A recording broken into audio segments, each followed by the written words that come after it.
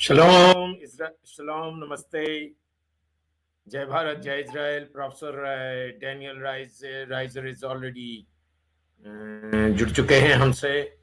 आज का सब्जेक्ट जो है ना मित्रों, बहुत ही कुछ आप लोग शायद ना समझ रहे होंगे इसको, हिंदी वाले लोग, लेकिन इसका कुछ कनेक्शन है अपने उससे, अपना जो भारतीय कुछ ना कुछ कनेक्शन है इसका, तो इसलिए हमने उनको रखा है। और हम उनका professor Shalom, Professor Daniel Reiser. Thank you very much for joining us today. Do you hear me well? Big honor for me and all the viewers that you are with us. Okay. Thank so you. just let me read out your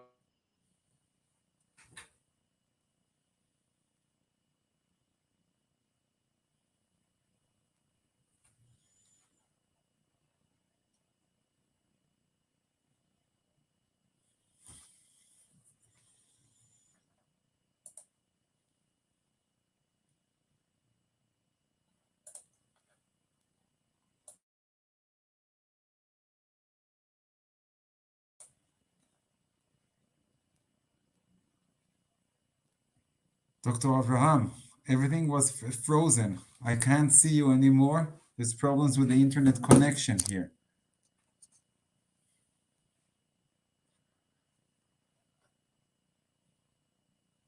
I don't know if you hear me.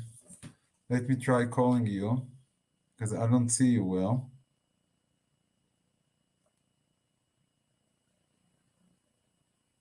Everyone can see. Thank you for writing me. Okay. I'm with you. I'm with you. Don't worry. I'm with you. Okay. There was a little misconnection. So let me try to connect with the other device. So I think with the other phone, that connection is better than Golan T. So okay, I'll wait. Go to that.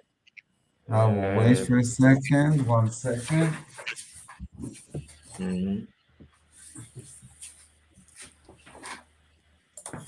Okay.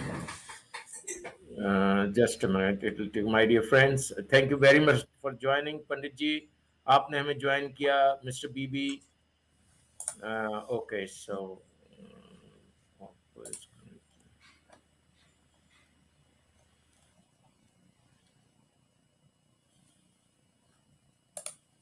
I don't think so there will be a problem now because the reception for this is let me introduce Professor Daniel Reiser. Is a very good friend of mine for last 11 years, and he's very big support of mine. Is here in my place. We are neighbors and we know each other very well, and that's why I have chosen him to be with us today in the evening. और mister Anil भी जुड़ रहे हैं, तो then okay, just a minute, let me give his biodata. उनको हम हिंदी में भी बता देते हैं अभी कि क्या है. Professor Daniel riser is the head of the department of Jewish thought in हरजोग college. इसमें हिंदी को बोलने की कोई जरूरत नहीं है, जेरूसलम में.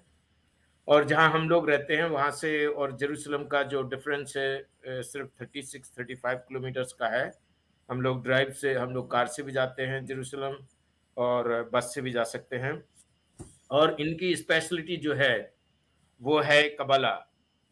अच्छा, कबाला इज हमको इतनी ज्यादा नॉलेज है नहीं है कबाला की. Kabbalah is a part of the mystic Judaism. वो एक अलग वो है.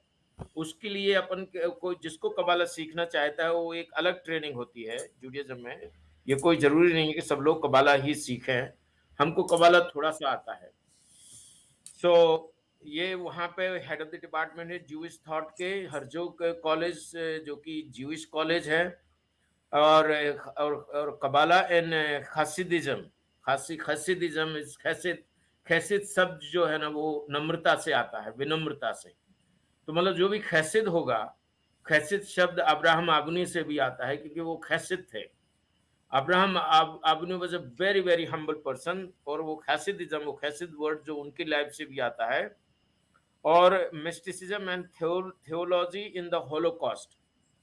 जो हॉलोकॉस्ट हुआ था जर्मनी में, उसकी इनके उसके ऊपर इनकी स्पेशलिटी है। एंड ही इज ऑल्सो, उन्होंने imaginary technique in modern Jewish mysticism, इसके ये स्पेशल ऑथर, इन्होंने ये बुक लिखी हुई है, imaginary techniques in modern Jewish mysticism. आप शायद ये अवेलेबल होगी, ये अवेलेबल होगी अमेजॉन में, आप लोग अगर चाहें तो इसको कर सकते हैं। और सरमन्स फ्रॉम ईयर्स ऑफ रात, और ये बहुत प्रोफेसर राइजर जो है ना बहुत ही बिजी रहते हैं, पूरे टाइम ईस्टर्न यूरोप में फ्लाई करते रहते हैं। वी आर वेरी लकी, हम बहुत अच्छे, बहुत हमको बहुत हम बहुत भाग्यशाली हैं कि ही is with us in the evening. वो बहुत ज़्यादा ट्रैवल करते रहते हैं। तो इस मगर we are lucky that he is with us, वो हमारे साथ हैं। और just few more words about his biodata, and then we'll give mic to Professor Daniel. अच्छा, ये इनका ये Jewish mysticism and sermons from the years of rage 2017 among numerous books and article, उनकी एक साइट है जो इन्होंने मेंशन की है, वो हम आपको थोड़ी देर में मेंशन कर देंगे, तो आप उसके उनकी साइट पे जाकर आप उनके सारी ये बुक्स वगैरह, सरमन्स वगैरह, ये सब आप लोग इसको कर सकते हैं। So Professor Daniel Reiser, thank you very much for joining us. और बहुत लोग आपको you. shalom, many people are telling you shalom, welcome. You could read also right man, me Bharat से हूँ, आप कहाँ से हो? So I mean, they are all welcoming you. You could read some are in Hindi, some are in English. So please, mic is yours.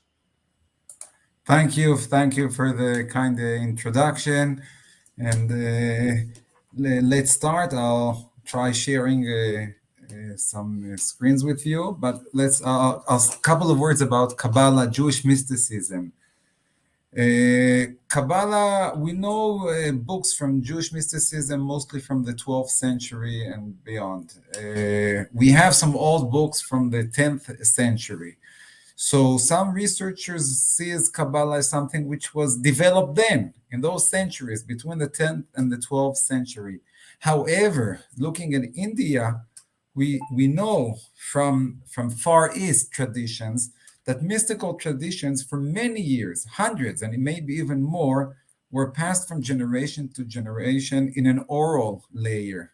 It took it years until it got to a textual layer, until it was written down. So we know that many traditions, and especially mystical traditions, were passed from generation to generation, from a teacher to his student, orally and not textually. So just because it appears mostly in the 12th century, it doesn't mean that it appeared, out of the blur. We say in Hebrew, yesh mi'ayin, something from nothing. Obviously, it developed from already. This is a very old tradition. And in the West cultures, in West religions, Judaism is the oldest religion. Comparing to India, they're both quite equal. We're talking about Indian is older, is more ancient, but we're talking about thousands of years. So we're going to talk about Jewish mysticism, Kabbalah, and that, as I said, is written from the 12th century, but must be much older, according to the sages that already started with Abraham Avinu, and then later on with Moses, and the written Torah was given together with the oral Torah, and the Kabbalists write their interpretations on this Torah. So obviously it did not appear just out of the blue in 12th century. This is much older. But in the 12th century and later on, 12th to 14th, that's in those years about, we see a development of two different schools in Kabbalah. One is the theosophical school, which is interested in the godly world, in the world, what is God? And that's why I called it theosophical, because it's stress, it emphasizes understanding God and understanding his ways and his manifestations. That's one school. But there's another school, which is called the ecstatic school. which is interested more in the experience, in human experience. The stress is not about God, but the stress is about human experience. So I would like to start with that school with Rabbi Abraham Abulafia, who lived in the 13th century, 1240 to 1291, approximately. And when we look at his works, it will maybe, mind blowing. It's very, very similar to things that develop much earlier in India. Let me share with you just, let's see, I'm used to Zoom, not to this. Slides, share a screen. Okay, so I want to share with you. Tell me if you see it. The question, if you can hear it. I want to, I Yeah, want we to, see, we see. Yeah, I'm okay. watching it, but okay, let me take you to the screen. Yeah. I want to put on the question. If you hear, I want to put on to introduce you to Abraham Abulafia, a Kabbalist, one of the main mystical figures in Judaism from the 13th century. But instead of me presenting him, I'm going to have Richard Gere from Hollywood from a movie, American movie, present him. That will be for 1 minute. And tell me if you hear the volume.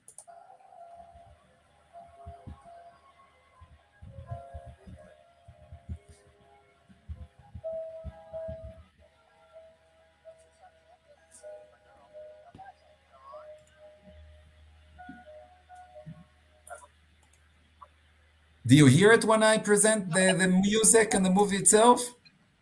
Yeah, yeah, we are watching. Go ahead, please. Okay. Ah, sorry. I brought you here, Ellie, because I want us to start thinking about something beyond just spelling, beyond letters and words. You know that to become a professor, I had to write a thesis. It's kind of a book about something special about future system. One of the most famous of the Jewish mystics was a man called Abraham Abulafia. A mystic is a person who believes that you can talk, but really connect with God. Not just pray, and God listen. And sometimes, in special cases, have God talk back. I want to sing to God. I've heard him. Yeah, well, we all can do things in praise of God. Write poetry, simply pray. But I'm talking about something that almost no one can do. In young words. What? Let God flow through you. Abulafia began by concentrating on letters. The mind can be opened up. You reach what he called Shefa. What? The most special way of being together with God. Steps to getting here are in these books. Exercises, words and letters. Like what we do. Yes, exactly. Okay. So now back to us. Did you hear well the movie? I mean, the sound of the movie itself, or you saw it without hearing? It was a very poor sound, but it's okay.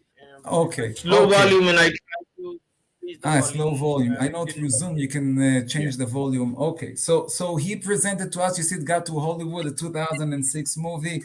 He presented Abraham Abulafia. Abraham Abulafia, I would say, develops very much the school which is interested more in the human experience, the experiencing of the divine, experiencing the presence of the sublime or the presence of God, if you want, in Western terminology.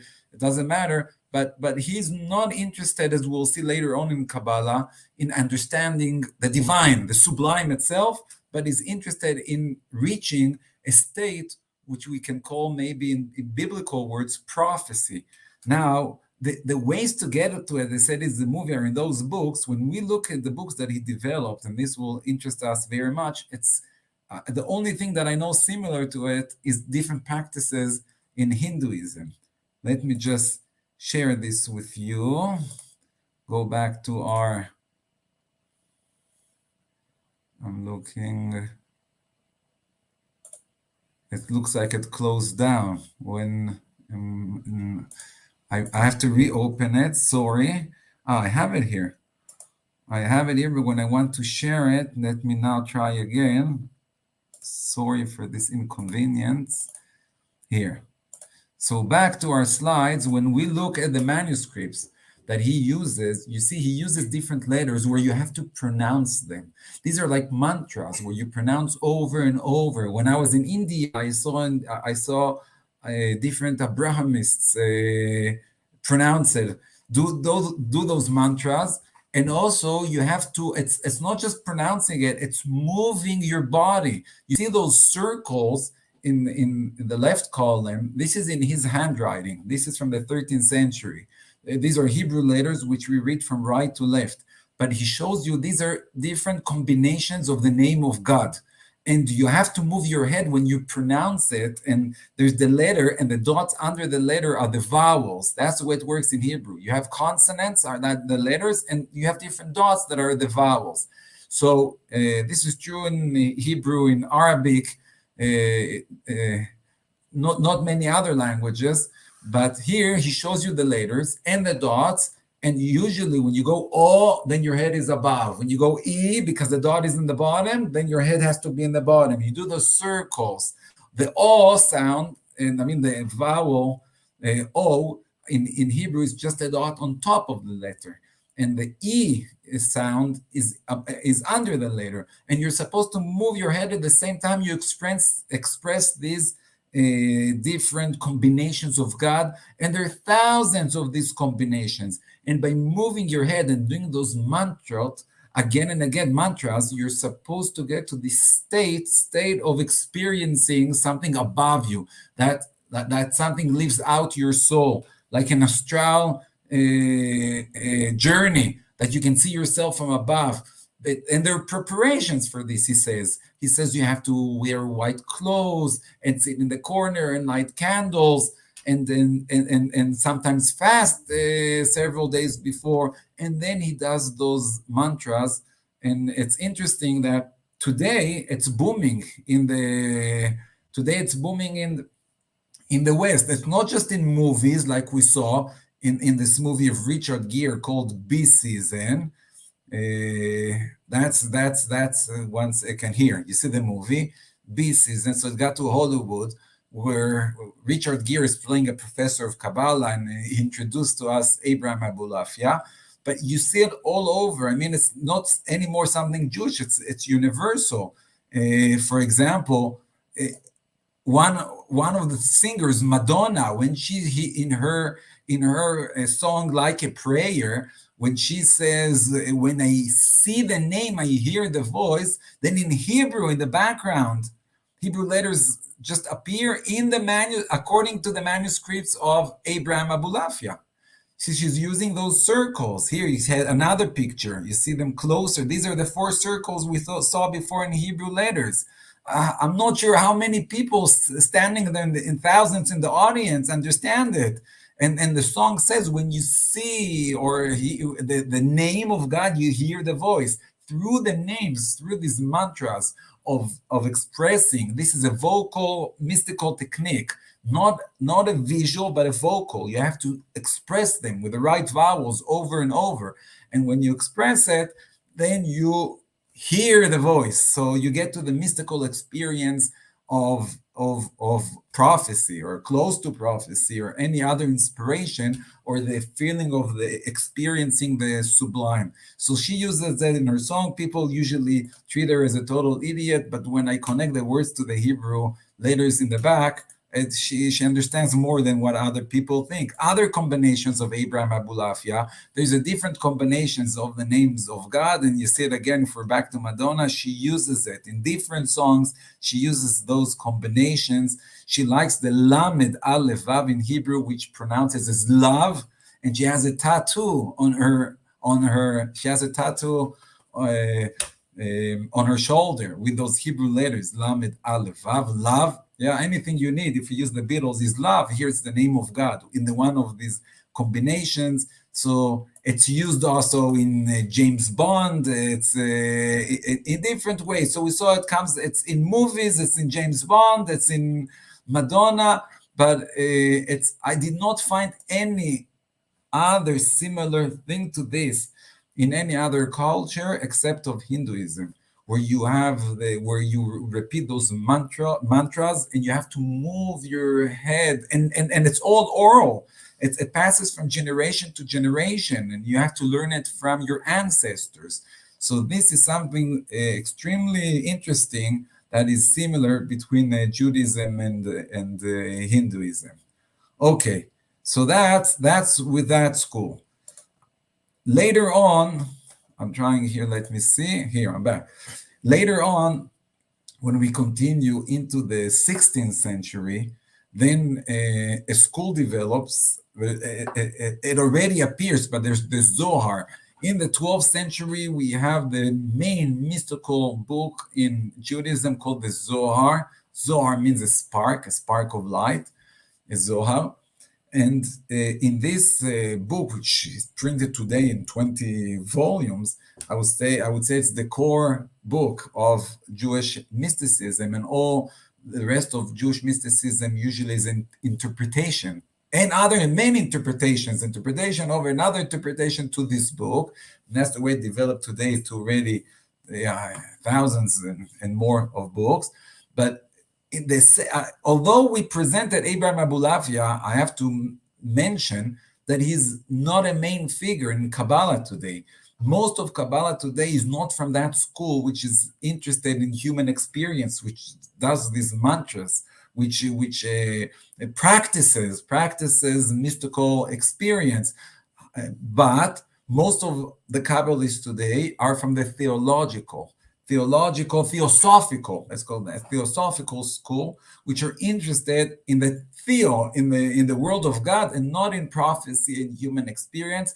And the main book is Zohar. The main book they use is the Zohar. They read the Zohar, which is an interpretation to the Torah, to the Jewish Bible, to the Torah, a mystical interpretation. And through the years, many other interpretations were written, and it was expanded, mostly in the land of Israel, in the north, in the Galil, in an area, a city until today, called Tzfat, in the 16th century. In the 16th century, there's a big, I would say, not change, but a big development, and you can call it cultural. I forgot the word. I'll think about it later. But in the 16th century, what happens is that many of the Jews expelled already at 1492. 1492, there was a big expulsion of Jews from Spain. The majority of Jews lived in Spain, and they were expelled. And later on, several years later, from Portugal. So from all this southwest Europe, Jews were expelled, and they fled to North Africa, to Europe, and some of them to Israel. And then in the 16th century, 15 something, couple years after the big expulsion, 4 big communities in Israel developed. The word I was looking is from Renaissance. Now, one of them is Tzfat. It's Tzfat, Jerusalem, Hebron, and Tiberias, next to the Sea of the Galil. These are the 4 cities that Jews that left Spain and Portugal arrived in the beginning of the 16th century, and the Renaissance started developing mostly in Tzfat. In the 16th century in Tzfat, we have a couple of main figures. One of them is called the Ari, Rabbi Isaac Luria. Rabbi Isaac Luria, and until today, considered the biggest Kabbalist.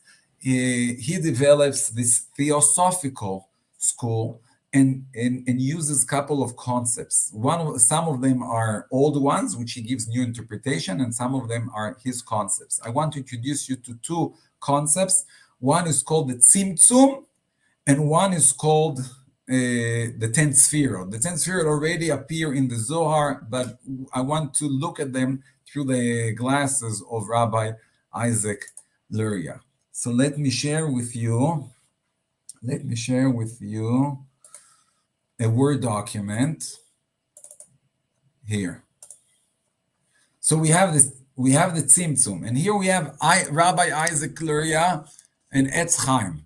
So this is all. It was written in Hebrew, and I'm reading it in a translation into English. Now, I was told that in the Vedot, in the Hindu Vedot, there is a myth which is very close, not exactly like this myth, but it's very close. And I have to say now that this is a new interest in academia about the connections between Jews in Israel to cultures in India. Usually, I would say until recently, when we're talking about the research of world religiosity, when people were interested in Judaism compared to Christianity and Islam, which are much later than Judaism, but not many people believe there's a real connection between Judaism and the Far East. But when you look at those things, as we saw before, Abu Lavia's mantras, that with moving your head, as I said, it appears only in India, as I recall. And also what we're going to read now appears very similar to to myths from the Vedas, if I'm pronouncing it correctly. And you should know that today it's in the start, it's only the beginning, but there's this interest of researchers about comparing Judaism, especially Kabbalah, and Hinduism. So let's read from Rabbi Isaac Luria and see later on, because we already, Dr. Avraham mentioned Hasidism, we'll go also into Hasidism. Okay, so this is the Tzimtzum. Let's see what Tzimtzum means. Prior to creation, there was only the infinite Or Ein Sof, which is Hebrew means infinite light. There was infinite light filling all existence. When it arose in, you know what? I can show it to you, maybe. Okay, we'll read it from here. When it arose in God's will to create the worlds and emanate the emanated, he contracted. In Hebrew, that's what means tzimtzum, to reduce yourself. He contracted himself in the point at the center. So there was infinite light, and in order to create the world, God had to contract to reduce some of the light. And as it says here, the light is he himself. The light is a proverb, is a parable for God. And obviously it's a myth. You cannot understand it philosophically, because philosophically God does not have any, is not light and does not have any feature or weight or volume. Here it seems as if that God filled everything, so there was no place. It is as if God catches place. So obviously it cannot be understood literally. This is a myth that has to be understood as a parable for something deeper. Okay, so let's continue. So he did tzimtzum. He contracted himself in the point of the center, in the very center of his life. He restricted that light, distancing it to the sides surrounding the central point, so that there remained a void, a hollow, empty space. Please remember these words, the empty space. We'll use that a lot. Away from the central point. After this tzimtzum, he drew down from the Or Ein Sof, from the same light. He took a single light and put it in. The light is his own force, is his own appearance. From the light surrounding, you see, from above to below, he put it into the void, and it changed down, and from that he created the world. Let's put a long story short. So we have this story that, if I will just try to show it as in a picture, maybe I would share. Let me see.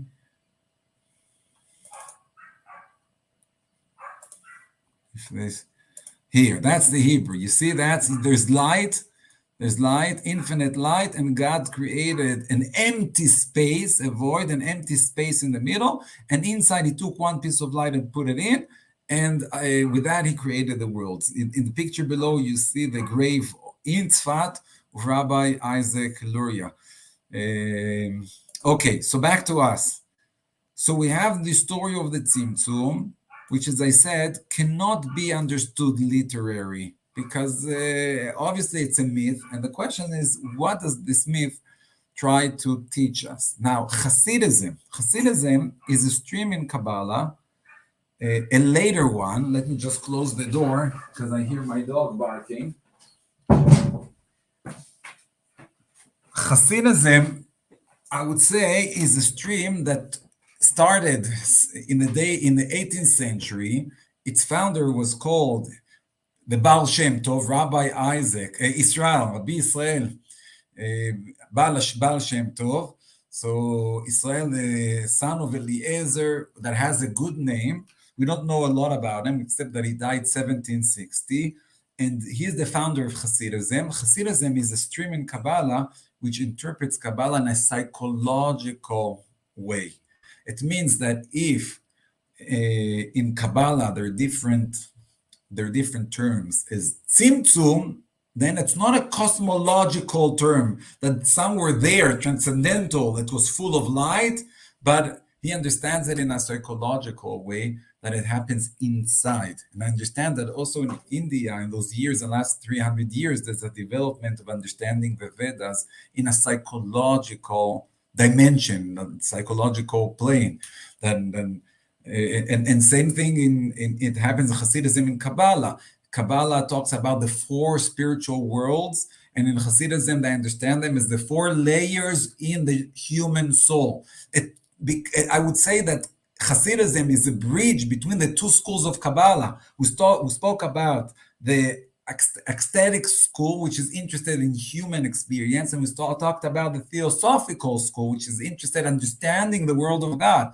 And here, what Hasidism does is they take from the theosophical school, they take the terms, but understand it in a human way. So the worlds, the spiritual worlds, are different layers: the unconsciousness, the consciousness, the rational layers of the soul, the emotional, the active ones. And then they take the 10th sphere, the 10 forces. We'll speak about the trio of life in Kabbalah, the 10 emanations of God as 10 forces in the human soul, that we act that way. So I know that more and more psychologists that practice a clinic psychology are interested worldwide, are interested in Hasidism to see what does Hasidism, which I said is a stream in Kabbalah and Jewish mysticism, and it's the latest one. It's from the 18th century until today. What can you use their terms and their insights, the insights of Hasidic masters, spiritual leaders, can you use them for clinical treatment, for psychological treatment? So this I know is an interest, and by that I would say I'm trying to sum with one sentence Hasidism. Hasidism is a psychological stream in Jewish mysticism, which takes cosmic terms and does what I would say intensification. It just puts it in the human soul. It's and it's different by that way from Kabbalah, because Kabbalah and Hasidism is input but not output. If you let me use, please, computer terms. They use Kabbalistic terms, but the output is different. They understand it in a human psychological way and not in a cosmic way. So let's see it in the Tzimtzum. The Tzimtzum itself means, as a myth we have from Kabbalah, means that there's a black hole, empty space. I'm thinking about a black hole in the space, which there's nothing there. There's nothing there. God had to contract, tzimtzum himself, had to, in Hebrew we say let samtzem as a verb, to contract himself in order to have an empty spot in order to create the worlds. Now, if we look at it in a psychological way, if we take the grandson of the Baal Shem Tov, the founder of Hasidism, his grandson, one of the most mystical Hasidic masters, Rabbi Nachman of Breslev, when he wants to explain it, so he understands it in a psychological way, that we, in our soul, have this black or empty spot. Sometimes we experience the sublime, we experience there is a force above us, but sometimes we experience its absence. There's so much harsh and trouble in life. People see disasters, war, death. You know, in Israel, they use a lot, where was God in the Holocaust? Because the Holocaust was the biggest disaster to the Jewish nation, when 6 million, a third of its people, were murdered and killed. And in Europe, just Jews from East Europe just disappeared in one day, and families were broken. I'm a son to parents who were born in DP camps for survivors. They were babies who were born after the Holocaust. But my grandparents are sole survivors that lost all their families, including it's a second marriage. My grandfather lost his wife and children. My grandmother lost hers, and then they got remarried in a DP camp in Italy before immigrating to Palestine. Palestine was always considered in different terminology that they use today. Palestine was the land of the Jews. So I want to pull myself back to Kabbalah and Hasidism. How did I get to Holocaust? I don't remember. Any case, back to us. I remember Rabbi Nachman says the one, as I said, a Hasidic master, a spiritual leader, Rabbi Nachman of Breslov. Breslov is in Ukraine today. Says that this empty space is not something cosmic. It's you cannot understand it literally. It's he explains that in a psychological way. It's the void. It's the black hole we have in our heart, we have in our soul when we experience bad things, when we experience the absence of God, the absence of the sublime. And the light is the experience of his presence. And we live in our life in this paradox that sometimes we feel this is from, as we say, from heaven. This cannot be, this is a miracle. And sometimes the opposite. People experience, like in the Holocaust, the absence of God, when there was no interference. You read the Bible and you see God prevents from the Jewish nation to be slaughtered and killed, and there are miracles. And then you come to the Holocaust and there was no miracle there. Not in a collective way. Maybe individuals, some of them felt they were saved in a miraculous way, but not in a collective way. So he takes this, Rabbi Nachman takes this Kabbalistic term and explains it in a psychological way, which I saw also today, let's see, affects a lot modern culture.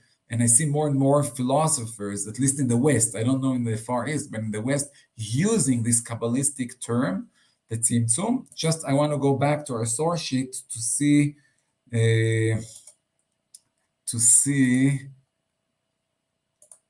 our Word document here.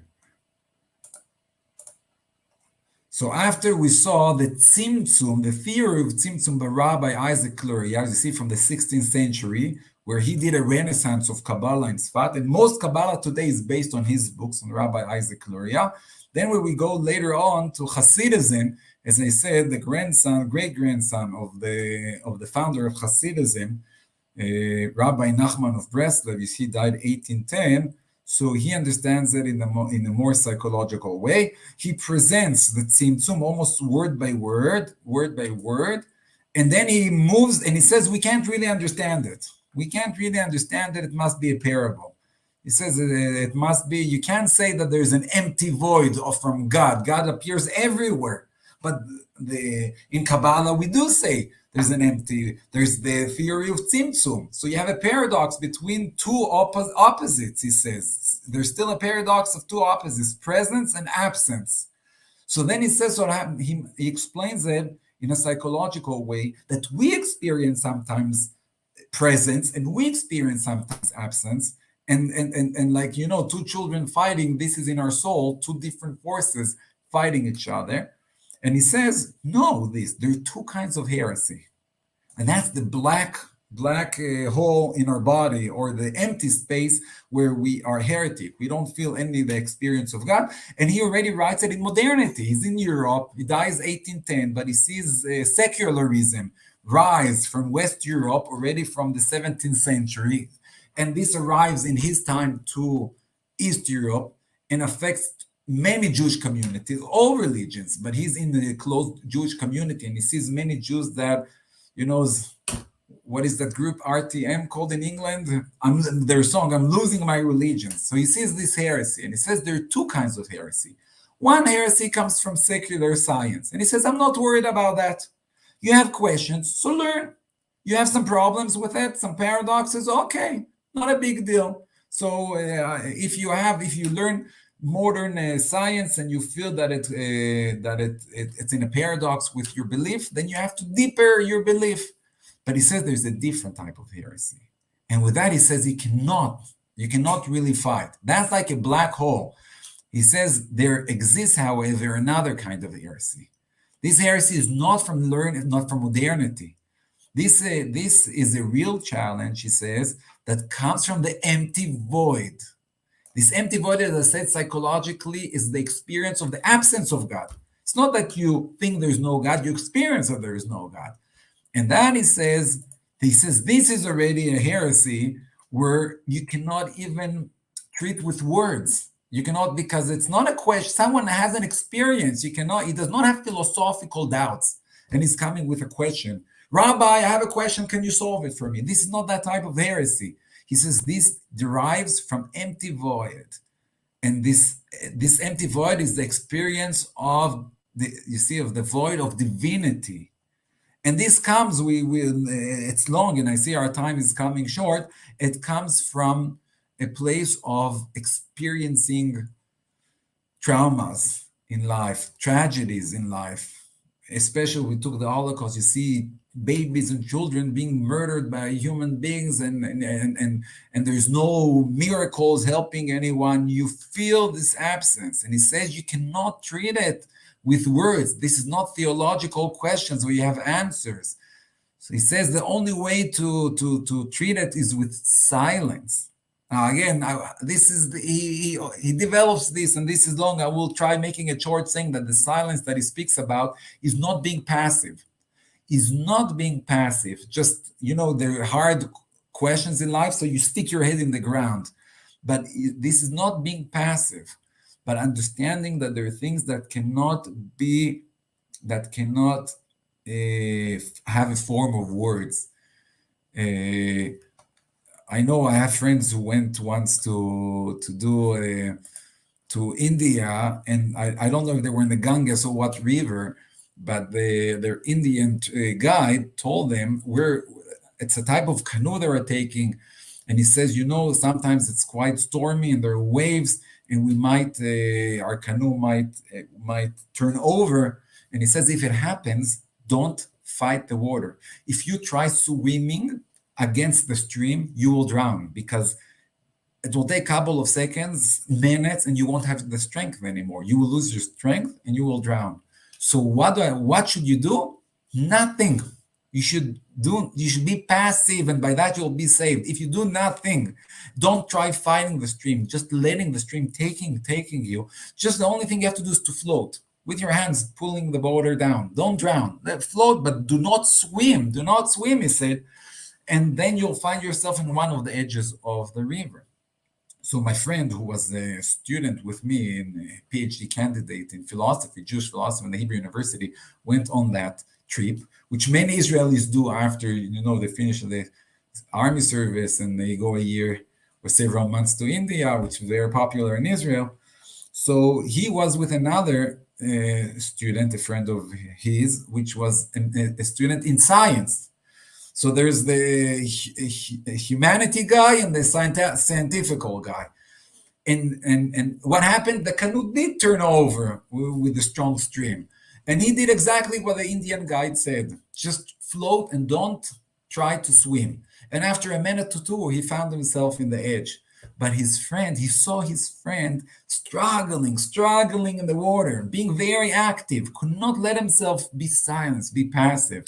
And he was watching him, and he sees that he's going to drown. And the third guy also found himself in one of the side, but close to the canoe. So he swam to the canoe, turned it, brought it back into the river, and saved the student while he was almost drowning.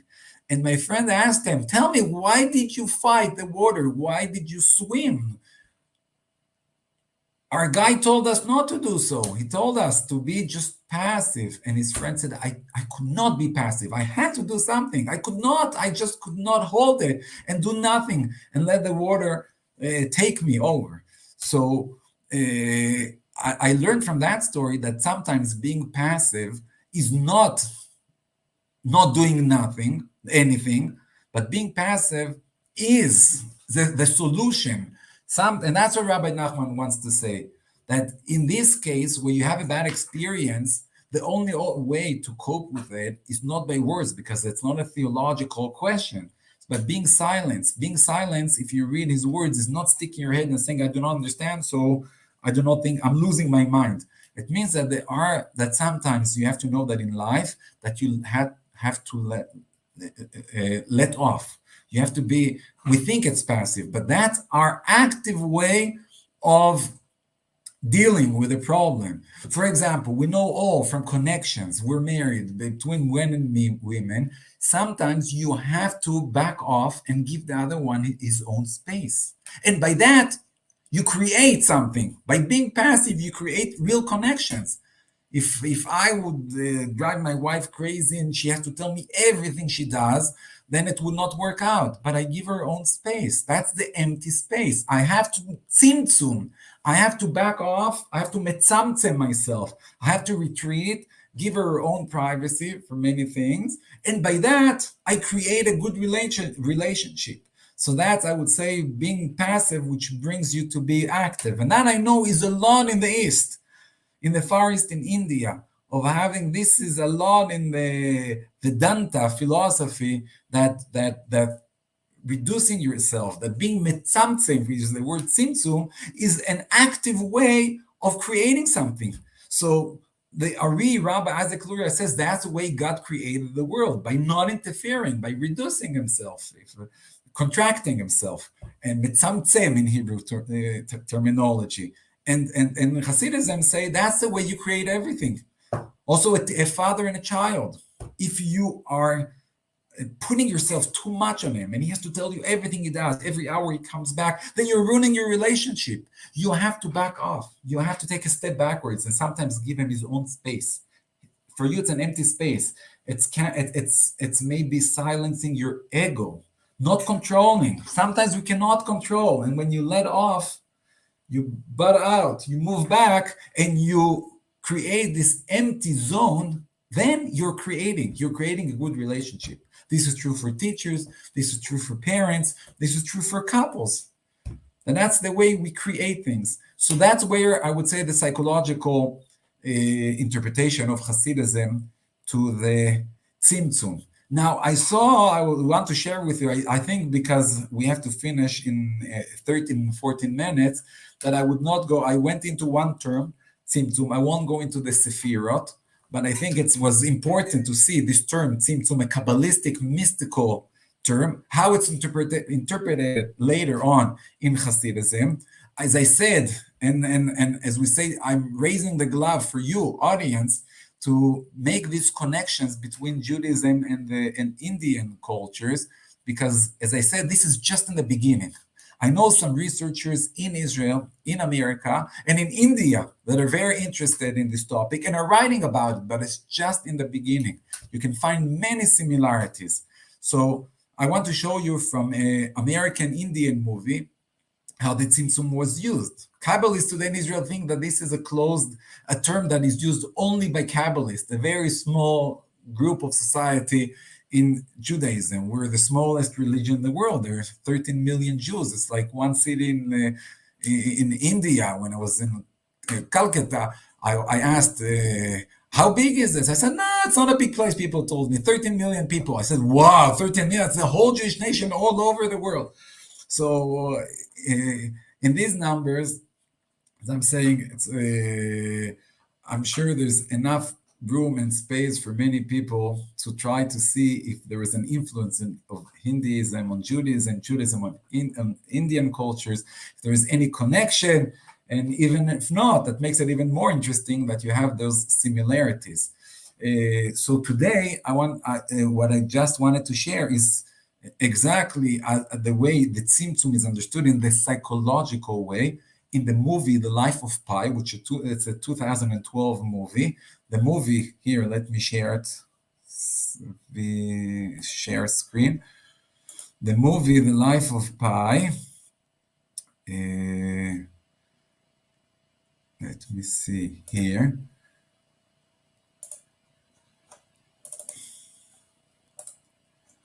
Okay, that's the Tzimtzum.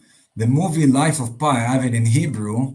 The Life of Pi talks about an Indian child who immigrates from Pondicherry immigrates with his family to Canada, and they take all their zoo and they move to Canada in the 50s or in the 60s. I don't remember. Now the actors are all Indian, and this is based on a book written by a Canadian writer, Jan Martel, who wrote it while being in India. He went several years to India. He comes from a very secular background, and India just changed his whole view.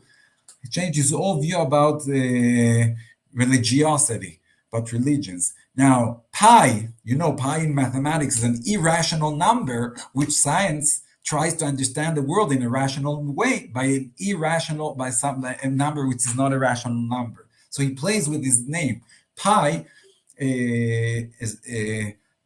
has to survive the boat that he's on his way to Canada.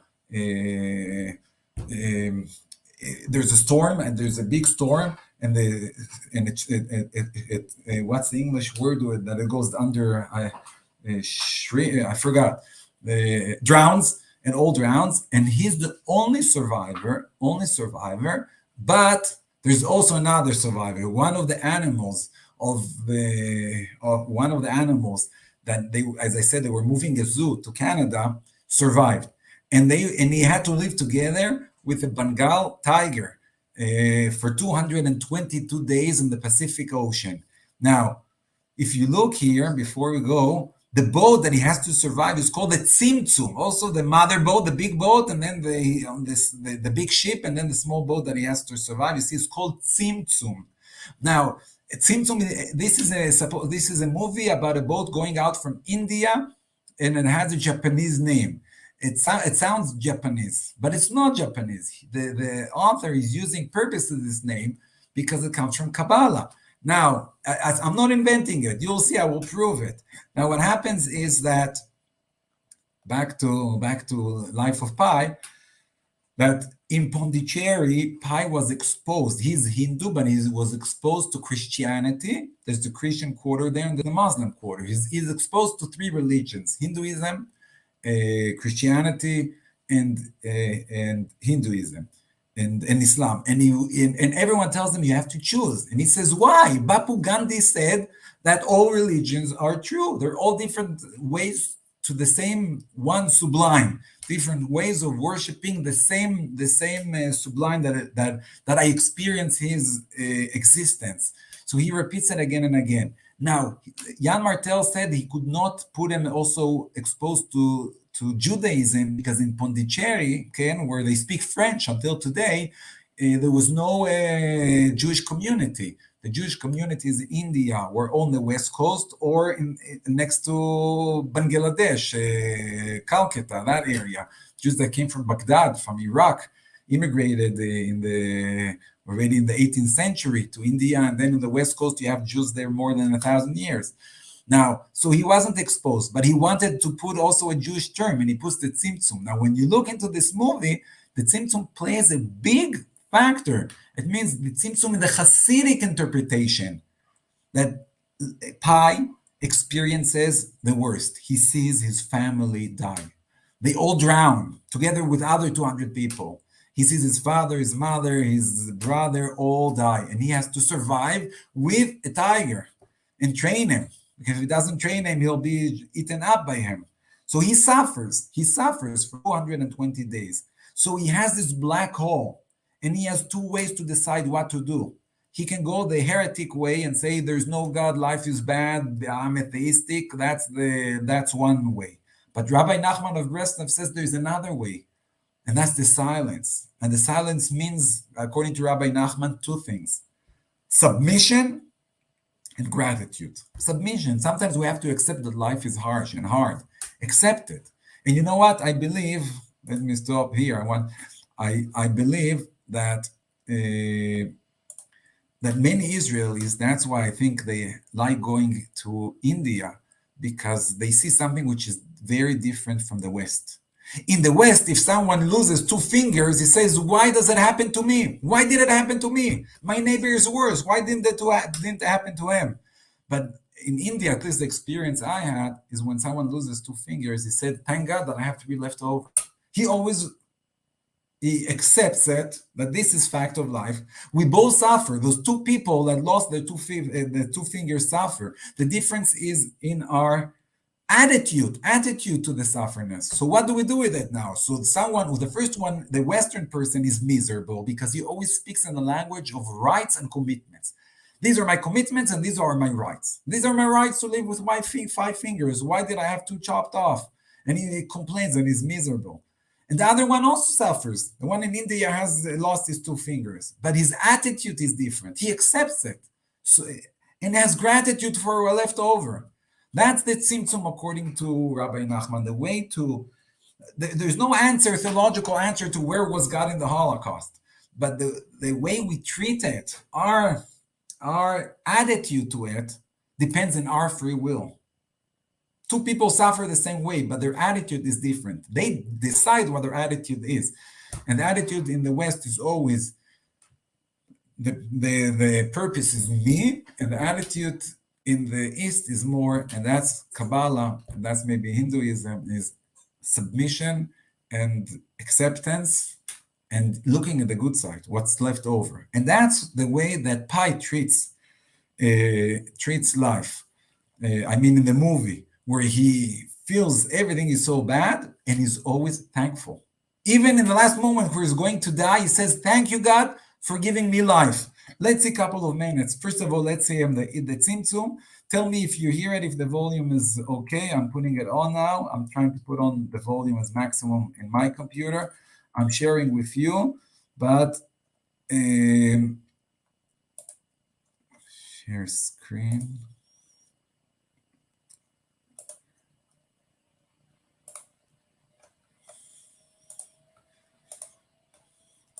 Okay. First of all, let's see how tzimtzum is used. India must have been harder for him than it was for me.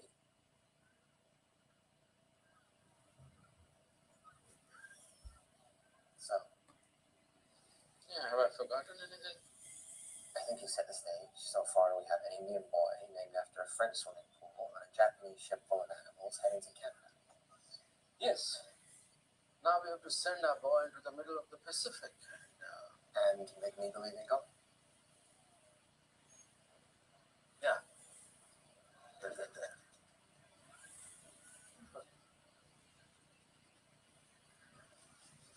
It was 4 days out of Manila, above the Mariana Trench, the deepest part on Earth.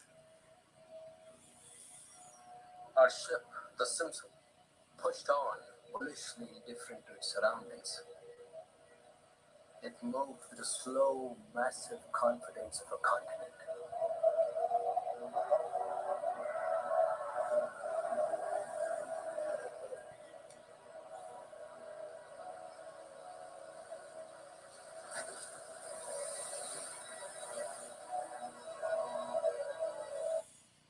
Okay, I know it's a little bit dark to see here. It says the tzimtzum.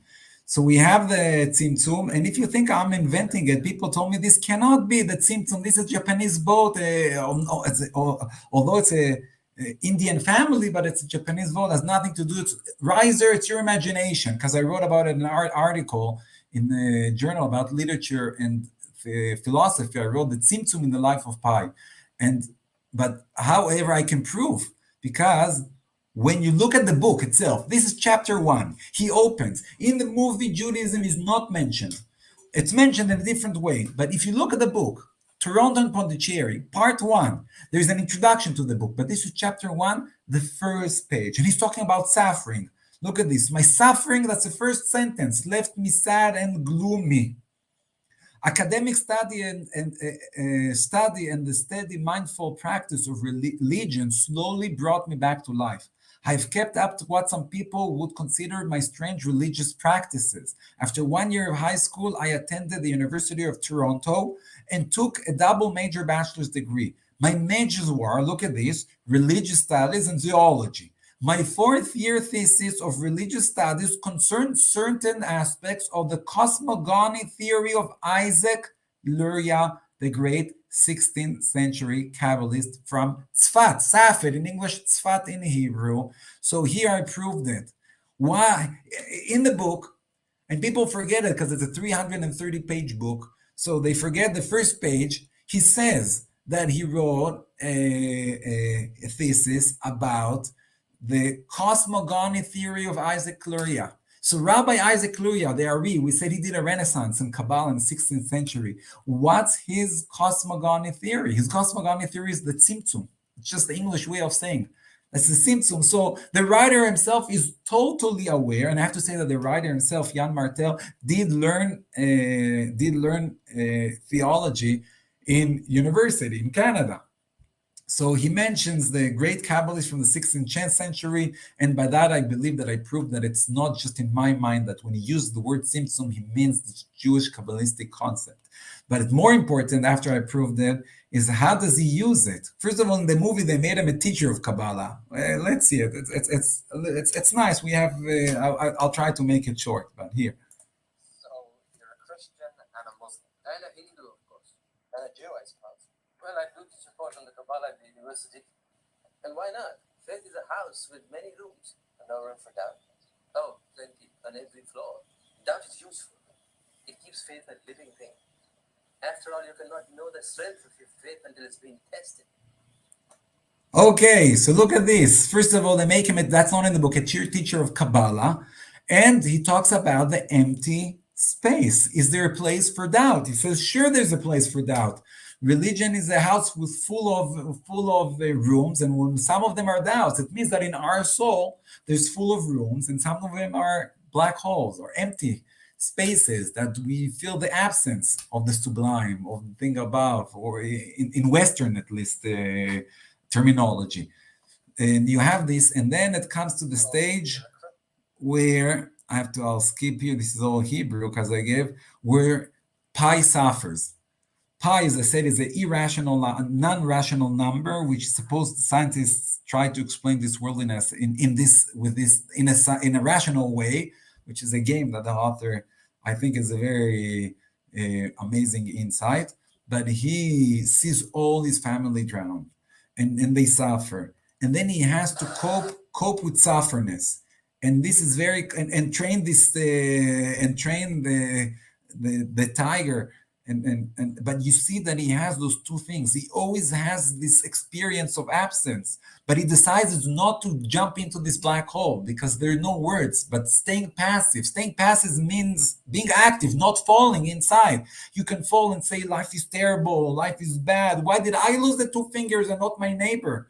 Why was I bitten by a dog and not my neighbor? He's fatter than I am. You can always complain, but he decides not to do that. And that's not really being passive. He decides always to be thankful. Even before he dies, he's being thankful to the last moment. Let's see it. Thankful, being gratitude and submission, accepting that there's hard things in life and having the gratitude for the good things. Let's see it, and with this we'll finish.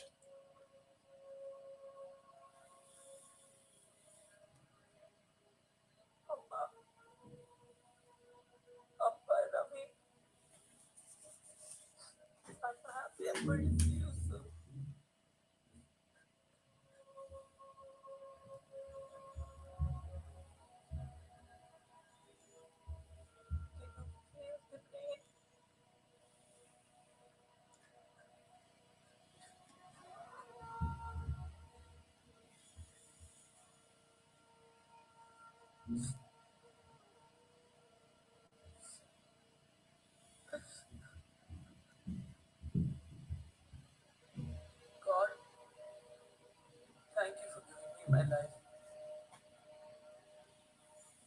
I'm ready now. He's dying. He's starving. He's going to die. He is experiencing the worst of the worst. And what does he do? He doesn't stop thanking God. He says he lost already his parents, lost his brother. He says, I'm going to see you soon in the next life. I'm dying. Thank you, God, for giving me this life. He stands in the edge of this of the tzimtzum, in the soul of this black hole, or that like in the space pulls you in this empty space. And the attitude is already his choice. He can choose to jump in and say life is bad and it's terrible. and then there's no sense for anything, or he can decide to skip over. Rabbi Nachman of Breslov says that the word Judaism in Hebrew, ivri, means to jump over. La'avor. La'avor is ivri. Abraham is called ha'ivri, Avraham ha'ivri. Abraham, the word Hebrew comes from ivri, the Hebrew, and la'avor means from the same vowel, from the same letters. I mean, the vowel la'avor means to skip over. You don't fall into that. You become passive, but by being passive, you'll be saved. You'll jump over. Look at the positive things. Accept the submission. There is bad. I cannot try to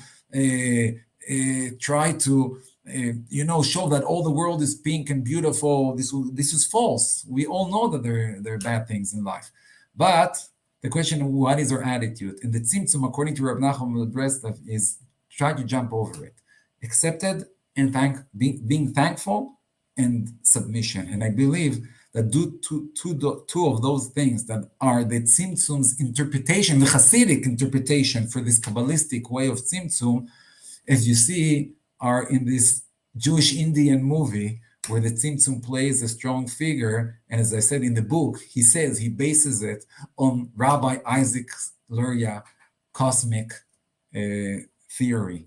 So by that, I believe that I finished my talk. I introduced what Kabbalah is. I introduced what Hasidism is, and I tried to introduce how is it relevant today to people. How I think that also I feel that between my colleagues in India, they feel that they have this responsibility to bring to the West the insights, the Indian insights of the Vedas, of Hinduism, and to bring to the West those insights from Judaism, which is a different, I would say, correspondence to terminology to the world, not just a language that speaks about rights and commitments and then complains and feels miserable, but also a language that has in it submission and gratitude, which today we miss a lot in the West. Thank you very much.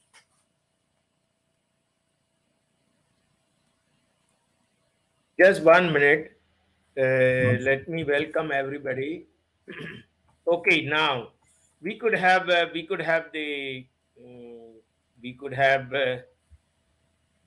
some questions and answers. आप सबका स्वागत है. Dr. Avraham, it is 7 o'clock Israel time. I have to leave in 20 minutes. I'm going to Okay, Mincha. okay, So it's 7 o'clock. Okay, so this is the I believe you might be going for Mincha probably. Exactly. So we have a 20-minute optional discussion. Yeah, okay, fine. So this is the link. Whoever wants to ask question, सबसे पहले हमारे साथ mister Anil हैं. Mister Anil please आप अपने आप को वो इंट्रोड्यूस करिए, कौन है. शायद आप पहली बार जुड़े हैं या शायद दोबारा जुड़ गए हैं, कोई बात नहीं. थोड़ा सा इंट्रोडक्शन और पूछिए अगर आपको कुछ पूछना है. मंजीत, अगर आपको कुछ पूछना है आप हिंदी में पूछिए, हम इंग्लिश में प्रोफेसर राइजर को, प्रोफेसर डैनियल को हम ट्रांसलेट करके पूछ लेंगे और फिर हम ट्रांसलेट करेंगे. बोलिए पंडित जी, ये लिंक है, आपको कोई भी प्रश्न है पूछिएगा, क्योंकि ये कबाला मिस्टिसिज्म और खासिदिज्म हमको बहुत अच्छा लगता है, लेकिन कबाला हमें सीखना है. ज़्यादा हमने सीखा नहीं कबाला. I am telling them professor Daniel that कबाला I didn't learn so much, but Chassidut and Chassidim, because I am also part of Chabad, I know much, not so much, but I know about the Chassidut and Chassidism. Okay, you're most welcome. Please join करिए, ये link है, और पूछिएगा प्रश्न अगर आपको professor Daniel से पूछना है. We are all lucky that he is with us and he has given us a very good subject as well as the lecture, that there is a similarity, there is some way, that's what I also have experienced, that some way culturally or maybe we are connected to each other some way. Okay, you're most welcome. We have 15-20 minutes. You're most welcome. पंडित जी पूछिएगा आप, जरा ज्यादा आपको वो हो रहा है, तो ये हमारी लिंक है, हमने दे दी है. प्लीज अनिल जी आप जरा आ जाइए. आपको अगर सॉरी अगर आपको कुछ प्रश्न पूछना तो अभी हैं, आप ऑनलाइन उसमें हैं, आप पैनल पे हैं तो पूछ लीजिएगा, और फिर हम दूसरों को लेते हैं। फिर पंडित जी आ जाइए आप, शेखर, और कौन जुड़े हमारे साथ, ईशान, मिस्टर ईशान, बीबी, जिसको भी को प्रश्न अगर पूछना है, हिंदी में पूछिए, हम ट्रांसलेट इंग्लिश में कर देंगे। ओलिवर जी को भी आपका स्वागत है, जिसको भी पूछना है हिंदी में पूछिए, हम उसको इंग्लिश में ट्रांसलेट करके फिर आंसर लेके फिर हिंदी में ट्रांसलेट कर देंगे, क्योंकि प्रोफेसर डैनियल की हिंदी अच्छी नहीं है। चलो, अनिल अनिल ने छोड़ दिया है। पंडित कहाँ गए? I see that someone told me I should read the Vedas. So I do have books. I was in India. I was given. I'm not, as I said, a scholar of that, but I was in Bangalore in a couple of schools where they teach Hindu schools, where they teach young people to be priests. Is that the right name? And and, uh, and they gave me different books in English about and the Bhagavad Gita. I read it. That was translated into Hebrew, but my knowledge, I'm just a beginner. I don't see myself as someone who understands in Hinduism. Another question that I saw here: the movie was not made by an Indian. It was the actors were Indian, but it was based on a book of a Canadian writer who was influenced by Hinduism. He was 3 years in India, and that changed his whole way of thinking about Okay. life. There is a question from my very regular person called Sekhar. He's asking you, ask Daniel sir why there is no unity in Hindu people. That I cannot answer. I'm not, as I said, I do not understand enough in the culture of Yeah. Hinduism to understand why there's no unity. But if you mean why is there no unity between Jews and Hindus, then there should be much more unity because there are much more similarities than we think there are. Okay Shekhar, Daniel sir कह रहे हैं कि वो Hinduism के बारे में ज़्यादा जानते नहीं है, वो इंडिया में रहते भी नहीं हैं, इसलिए वो ज़्यादा इस पे कमेंट कर नहीं सकते हैं, लेकिन बहुत ज़्यादा समानताएं हैं हिंदुइज्म और जूडिज्म में, ऐसा वो कह रहे हैं। चलिए, मनोज पटनायक जी आपका स्वागत है।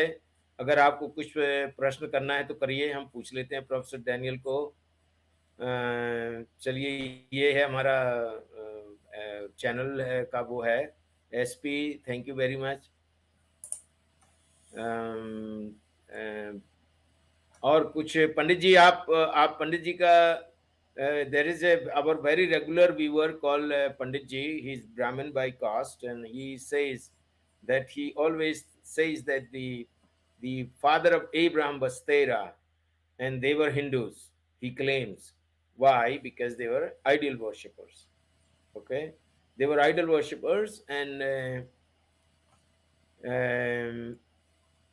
Sanatani, yeah. तो इसकी वजह से वो ये, oh sorry I'm talking, that's why he says that Abraham was he was expelled from Mesopotamia, from that area, because he was against all other people, and in fact he was punished according to Panditji, and he's going to suggest a Interesting. few things. He has some problem with his voice, some device. So so what he thinks, he always confronts with me when I talk about that Abraham Avinu left the idol worship. He confronts that he was this thing, what is called the he revolted with that system. I said yes, he revolted because of the commandments of Hashem. So now he's going to suggest. Let's see if he comes. If he suggests something, that's fine. But he's saying here he's writing here. I don't have any a question. I only have suggestions. Professor, kindly read Vedanta philosophy.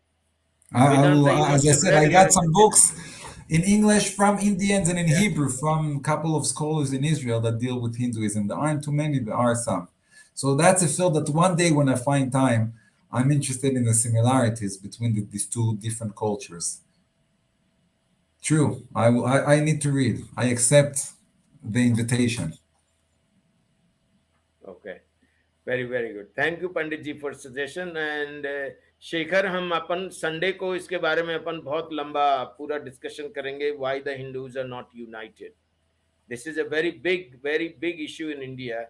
Why the Hindus are not united? Why they are not one people like Israel? Why the like Jews? You know, at least they are having one God. They pray same way. They have one Torah. But among the Hindus, Indians, you know, they have lot of different cultures, different languages, Languages. The different Jews have gods. one language. First of all, the Jews are a smaller nation, 13 million in the world. So if we put that on stake, 13 or we see. 16? But also because I think we were expelled and controlled by others that today Indians can identify. We were both under the British mandate, but Jews for 2,000 years were expelled from their own land and always after others. So they had to find the common and unite between themselves. I'm not saying there are no fights between Jews themselves. There's a there is a joke that says that one Jew builds two synagogues. So the one that he prays in and the one that he doesn't step in. I'm not saying there are no fights, but still, you're right. The Jews are quite united because they're first of all small. They were all around the world in different places, and if you won't keep a connection with other communities, you will just disappear, assimilate. And there was one language. And I believe that in 1947, this one might be one of the biggest mistakes of the first government of India. Sanskrit it connects between all Indian languages. I mean, the old Indian language. If I'm wrong, tell me. The vote there was only in the parliament. I mean, it was 50%, 49.9 on one voice to choose an English as the language and not the old Indian language, Sanskrit, which connects all different Indian cultures. That could be obviously a way to connect different cultures and languages and people in India when they have one united language. Okay, there is one more question. Someone is asking, there are some Jews who are vegetarian. Sure, many. First of all, there was just published a book now about the importance of when I was in India, it was because 60% are vegetarian, it was very easy for me to cope, I mean, with kosher. But there wasn't, if we're talking about mysticism, in Kabbalah itself, there is a strong movement for being vegetarian. In Kabbalah, we had a very famous rabbi in British Mandatory Israel in the 20s and 30s. He was the chief rabbi of the British Mandate, Rabbi Abraham Isaac Cook. And he wrote a book about being vegetarian. And his student, Arav An-Nazir, he was called, the Nazarite, never ate, or even wore a belt or a watch which is made from animals. So, and he wrote a book that in the future, that eating animals is a human weakness, And in the future, he reads the Bible that way, that when Adam and Eve were created in the story of Bereshit, of the first book of the Torah, they are told to eat only from the fruits of Eden, Gan Eden, only the fruits. Only you see later on, when humans were weak, then they were allowed to eat animals. But in the future, Rabbi Cook says that we should arrive to the same level that was in the beginning of the creation, where creatures did not eat creatures. And my wife and my son is vegetarian. When the corona started 2.5 years ago, I said in my Shabbat table, the seventh day, the Shabbos, the Shabbat table, I said to the children that it might have come from, they were talking about China, from eating animals. This is a disease that might have come from animals. I do not know until today, but I said it might. And I'm sure that if the world would not eat animals, then there'll be less diseases. And one of my kids took it very seriously. And from then until now, 2.5 years, and he was 9 years old when he decided this, he's totally vegetarian. Including not almost vegan. He doesn't eat eggs or milk unless he knows it's from animals that are free free range, free organic, as we say, only organic eggs because he wants all animals to be treated well. And obviously, as Rabbi Cook said, this is all based on Kabbalah, that in the future, it means Judaism. Jewish mysticism believes that this is the way we should produce, step into, build a future, is being vegetarian. Yes, there is this thing in Judaism. तो मंजीत कुमार, मंजीत हम थोड़ा सा translate कर देते हैं आपके लिए कि प्रोफेसर डैनियल कह रहे हैं बहुत सारे लोग वेजिटेरियन हैं और उनकी वाइफ इनके घर में 2-2.5 साल से इनके घर में भी नॉन वेजिटेरियन फूड नहीं बनता है और उनका एक लड़का और उनकी वाइफ वेजिटेरियन हो गए हैं। और हमारे एक बहुत बड़े रबाई थे, रबाई कुक, उन्होंने वेजिटेरियन अपना शाकाहारी भोजन के लिए बहुत ज़्यादा सलाह दी है और भविष्य में वो ये कह रहे हैं कि लोग और ज्यूइश लोग शाकाहारी हो जाएंगे और शाकाहारी से मांसाहारी शिफ्ट करने के लिए, क्योंकि मनुष्य बहुत कमजोर था इसलिए उन्होंने मांस खाना शुरू किया, ये वजह थी। लेकिन अब लोग बाग उससे दूर जा रहे हैं। बहुत सारे यहूदी जो है ना वो शाकाहारी हैं, अभी वेजिटेरियन हैं। पंडित जी आपके सजेशन दीजिएगा। यस, ये सर नमस्कार, ये प्रोफेसर साहब नमस्ते। तो what I want to say is, what I want to suggest is, have you read Vedanta philosophy? Have I read which book? Vedant philosophy. No. Kindly go through that book. Many of our doubts will get cleared. Many doubts. Have you read Bhagavad Gita? Bhagavad Gita I read, yes. Which version? The ISKCON's version? I read it in the Hebrew translation with a big battle on Juna. Okay, fair enough. Okay, I have no more suggestions to make. Anyways, thank you for letting me speak. Namaste.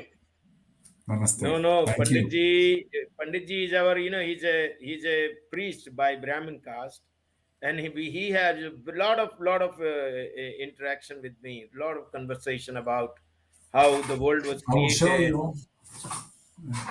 I have here. I got this from. I was in here. I was in. You see, Bhagavad Gita, psychology in Bhagavad Gita, written in Veda Vijnana Soda Semestahanam. This was written in Bangalore. These are lectures that were given in Bangalore, and they told me that if I'm into Hasidism, I would like this because this is exactly a psychological interpretation by Indian priests, by Hindus, to the Bhagavad Gita, which is similar, they said, to Hasidic understanding of Kabbalah, Kabbalistic terms, in a more psychological way. So I was visiting there, but it was not the only. I just forgot the name in Indian for schools that teach priests, Hindu schools. They have a name. I forgot. Gurukulam. Yeah, Gurukulam. Yeah, so I was in several of them, and they were asking me about Judaism. And as I said, I would wish to have more time in life. I'm so busy in my work that this is one field that I'm still a beginner, and I have to learn a lot about it, much more. Okay. Thank you, पंडित जी, बहुत बहुत धन्यवाद आपके लिए। और कोई पूछना चाहेंगे कुछ? फिर प्रोफेसर को अपन ज़्यादा रोकते नहीं हैं, प्रोफेसर जी को ज़्यादा रोकते नहीं हैं और उनको जाने देते हैं, क्योंकि हमारा प्रेयर का टाइम हो रहा है, मिनखा का टाइम होता है, फिर इसके बाद हम शाम की प्रेयर भी करते हैं।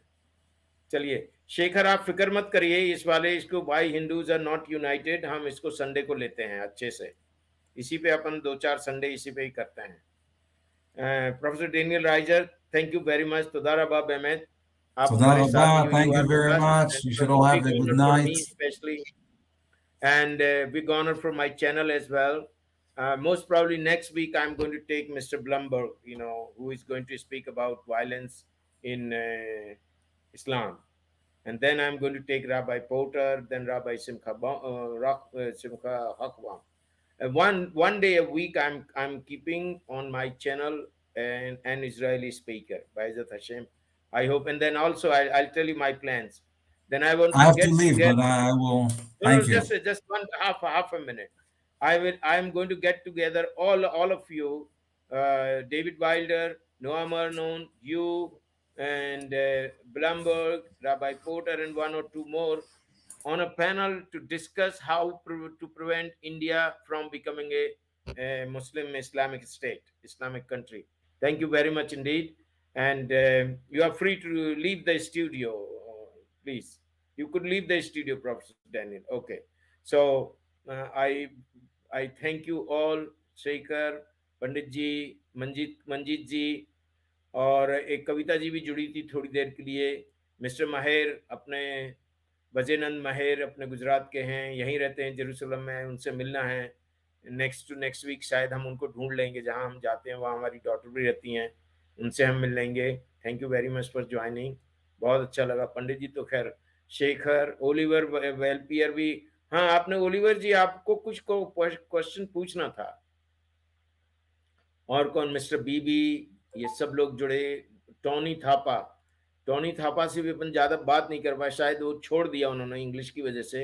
हमें क्षमा करना थोड़ा सा, क्योंकि ये जितने भी इजराइल वाले लोग हैं ये ओरिजिनली इजराइल के हैं, यहीं पैदा हुए, यहीं बड़े हुए, तो इनसे हम उम्मीद नहीं कर सकते हैं कि ये हिंदी बोलेंगे, तो आपको इसके लिए थोड़ा सा टॉलरेट करना पड़ेगा। और वैसे भी हमारे ख्याल से सब लोग इंग्लिश समझते हैं। हम लोगों में इतना तो, भारतीयों में इतनी तो एजुकेशन है कि जिसमें सब लोग हिंदी समझते हैं, तो इसके लिए क्षमा करना। एक दिन अपन इस सेशन को रखेंगे, और इसके बाद हमारा ये भी प्लान है कि इन 4-5 स्पीकर्स को इकट्ठा करके एक पैनल पे 1 आध घंटे का डिस्कशन ये कर लेंगे कि how to prevent India from becoming a Muslim country. चलिए, और कोई सजेशन अगर आपको किसी को देना है? पंडित जी, आपको व्हाट्सएप पे फोन करें कि अभी आप बात कर रहे हैं हमसे? आप कह रहे थे आपके लिए कुछ न्यूज है, हमारे लिए क्या कह रहे थे? गुड न्यूज है कि कोई न्यूज है?